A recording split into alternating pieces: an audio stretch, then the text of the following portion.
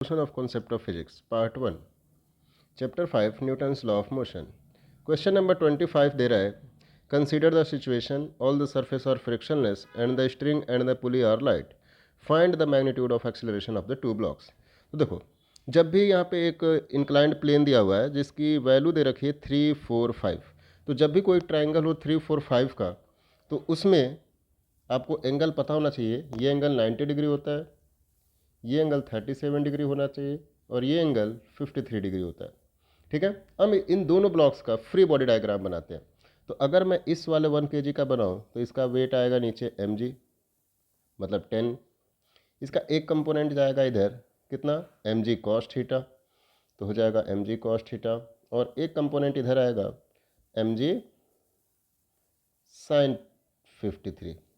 ठीक है, यहाँ पे इस पे टेंशन T लगेगी और इस पे नॉर्मल फोर्स ऐसे लगेगा। ठीक है, तो देखो नॉर्मल और ये mg cos थीटा बैलेंस हो जाएंगे, cos 53 बैलेंस हो जाएंगे, तो इससे हमें कोई मतलब नहीं है। ठीक है, तो वर्टिकल फोर्सेस को हम एलिमिनेट कर दे रहे हैं। ऐसे ही इस वाले 1 kg का बनाया जाए तो इस डायरेक्शन में आएगा mg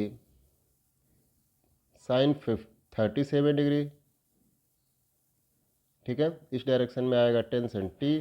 ठीक है, अब देखो हम किसी भी एक डायरेक्शन में मान लेते हैं कि एक्सेलरेशन है, मान लेते हैं कि ये वाला ब्लॉक इस डायरेक्शन में एक्सेलरेट कर रहा है, तो इस वाले ब्लॉक से ये वाला ब्लॉक कनेक्टेड है, तो ये ऊपर की डायरेक्शन में जाएगा उसी एक्सेलरेशन से ए से। ठीक है, अब दोनों के लिए फ्री इक्वेशन लिखते हैं। तो यहाँ पर देखो mg sin 53 की वैल्यू जो हो जाएगी वो हो जाएगी 10 into 4/5, that means 10 into 4/5 which will come out 8 Newton, और इसको सॉल्व करेंगे तो ये आ जाएगा 6 न्यूटन। ठीक है, तो देखो इक्वेशन मान लेते हैं, किसी भी डायरेक्शन में एक्सेलरेशन अपने अकॉर्डिंग कंसीडर कर सकते हैं। हमने मान लिया कि इधर एक्सेलरेशन जा रहा है, तो इक्वेशन क्या बनेगी, 6 minus T equal to mass times acceleration, मतलब ए। अगर दूसरे वाले ब्लॉक के लिए लिखा जाए तो आएगा इस वाले ब्लॉक के लिए तो T minus 8 equal to mass times acceleration. हमें एक्सेलरेशन निकालना है तो टी की वैल्यू निकाल लो यहाँ से, टी इक्वल टू क्या हो जाएगा ए प्लस 8।